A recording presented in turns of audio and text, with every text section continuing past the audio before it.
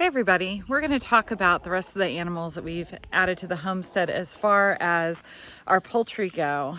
And so let's start with the ducks. Our first ducks that we got were from that first visit to Tractor Supply. We picked up two Peking ducks. You can actually see one of them back there. That's Mordecai. His partner unfortunately was taken by a predator this year, but did not do a lot of research on the ducks.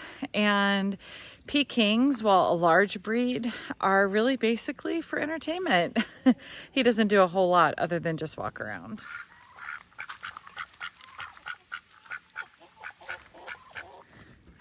And talk. As you can tell, he likes to talk too. Behind me, you can probably see them sitting on some logs. See our little outpost right there, our Muscovy ducks. Now, when you start a homestead, you want to make sure that you have a couple mentors. And our mentor, one of our big ones, is a guy named Ed that my husband knew from work. And Ed had Muscovy ducks. So we've dubbed Ed the Duckman. So I refer to him as the Duckman from here on out. I was looking at trying to see what we could do about our fly problem in the coop and had read that Muscovy ducks were really good, especially in barns, to help. I'm trying to bring myself in here so you guys can see them. They're just hanging out on the stump. They're really good for fly management. And come to find out, they are one of the only ducks that is actually native to North America and South America. They are not of the mallard variety, which is a duck that you normally think of, which is more Asian based. So they are North American. They're also known as a land duck. So they do not need an excessive amount of water, which is important because we don't have an excessive amount of water on our property. They basically have two kiddie pools. They are also very lean. So a lot of times the complaint when people eat duck is that their meat is very fatty and very oily, but they are a lean duck, so they're a very good source of protein. And they are also great mothers and very productive. So they will produce lots of offspring, which you've seen. You can see Todd, one of our turkeys behind us too, kind of hanging out. So they were a great addition. So we went to Duckman. He gave us a mom and 10 babies. And last year those babies were raised. And unfortunately, out of the 10 babies, only 3 other ones were females. And our female population started to diminish. They decided that they liked to go across the parkway. So they would walk down our driveway, across the parkway, and hang out into the field and advertise themselves pretty well as bait. So once we lost a bunch of our females and we only had males left, I went back to Duckman and begged and pleaded for a couple more, and he graciously gave me some. So the ones you see behind us are actually the offspring of the ducks that we received this year. We kept the males that we had. Males, if you do some research on Muscovies, can get a little testy if there's too many of them.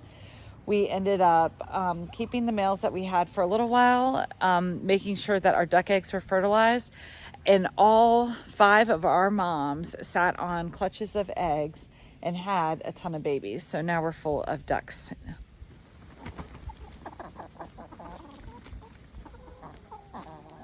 The really cool thing about Muscovy ducks is that the variety of their coloring. And you can see behind me the 4 that are right behind the turkey. One is black, 2 of them are white, and one of them is kind of a grayish brownish color. We have all sorts of varieties, and the next couple videos will show you the different types.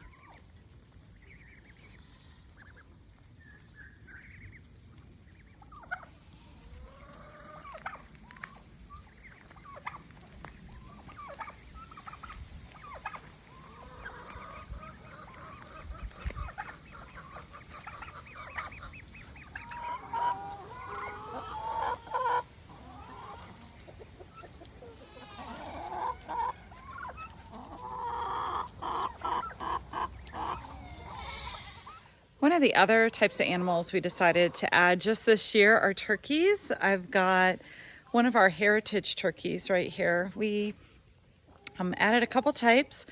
We first started with some white turkeys that were in a discount bin that ended up being broad-breasted white turkeys. And then in another discount bin, we found this little lady.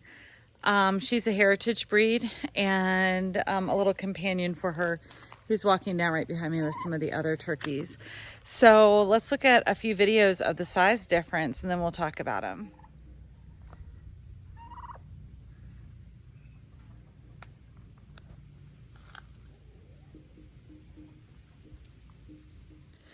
As you can see, the turkeys that you just saw, they are only 2 weeks apart from hatch date.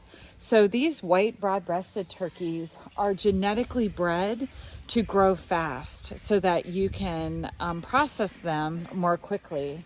They're genetically modified or have been genetically bred or crossed so that their breast meat is much bigger than your normal turkey. And they get so large to the point that they actually can't naturally mate with each other. The only way that you can raise them in order to have them reproduce is through artificial insemination. They are not meant to live long lives. These birds, like if you also look into meat chickens, are only supposed to grow for a certain period of time because they literally will not stop growing. These males, like the one behind me, can get up to 40 pounds before processing, and the girls get up to about 25. They're really big birds.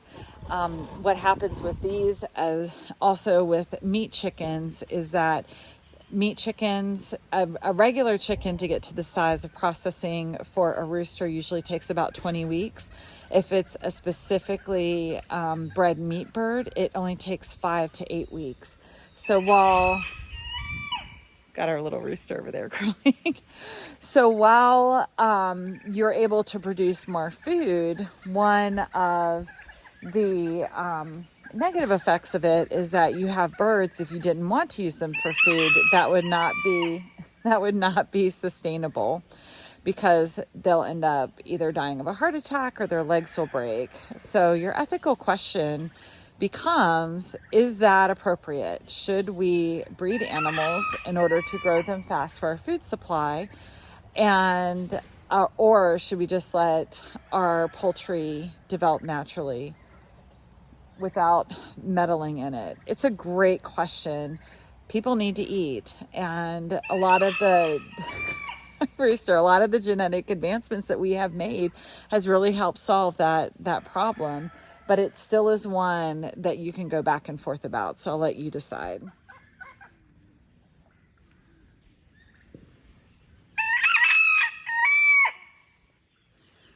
Okay, the last type of bird that we're going to go over, and I don't know if you can see them over here walking up on the roof, are a type of bird called Guinea Fowl. They are ones that I picked up because they are wonderful at eating ticks. In fact, they will clear an entire 10-acre property of ticks and keep bugs under control. They're amazing. They're also used as a watchbird. They're very loud, and they will roost up in trees. You can kind of see one. You can see him kind of popping up behind me. Let's see if I can get him in frame. There they go. They're walking on the ceiling. They come in a couple different colors. We got a variety. You can see them popping out of the coop behind me too. Give that a second. They do fly and they do roost. Unfortunately, they're not very smart.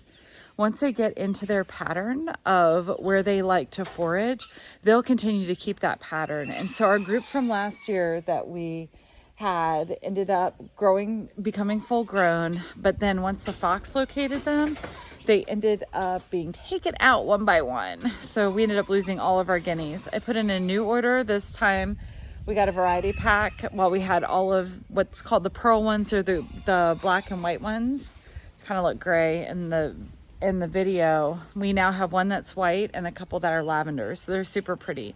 They do make a ton of noise, but they have been a great addition to our farm for the pest control, and also, quite honestly, for entertainment value. There they all come back again. Do you see them all? They're hysterical. When you're in the coop, it sounds like 100 little feet running around. They're crazy.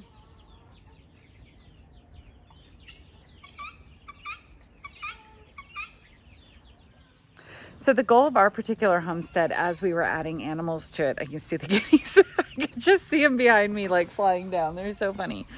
So the purpose of it was to provide food, to be able to help with the maintenance of the bugs, to help keep bugs low, and to also see if we could be sustainable, if we could maintain these animals. There is going to be some nutrition as far as predators go. So could we hatch them? Could we keep a sustainable supply? Sometimes yes and sometimes no. While we are not generally using them for food per se as far as processing, we do want to make sure that we know how to do it if we had to. And then keep them and provide chickens for other people. Currently, I've got people wanting to know if they can buy our chickens once they get to laying age. So it ends up becoming, there's a couple of different income streams if it is something that you want to get into. There's one last update I do want to give you. I introduced you to our new crew. One other type of new fowl that we got with our last group is our goose. And geese are supposed to be great protective animals, and ours has been. I'm gonna show. That's Sebastian. He looks like if you took Dog the Bounty Hunter and made him into a rooster, that's what he would look like. It's Sebastian right there. So check out this video of Lucy protecting the chicks. We introduced them into kind of like our little brooder area where we keep our other young chicks. And you'll see that. And we did pick out names for the chicks. We had 6 of them, and my kids decided on the Kardashians. So our new chicks are going to be Chris, Kendall, Kylie, Courtney, Chloe, and Kim. Hope you enjoyed this week.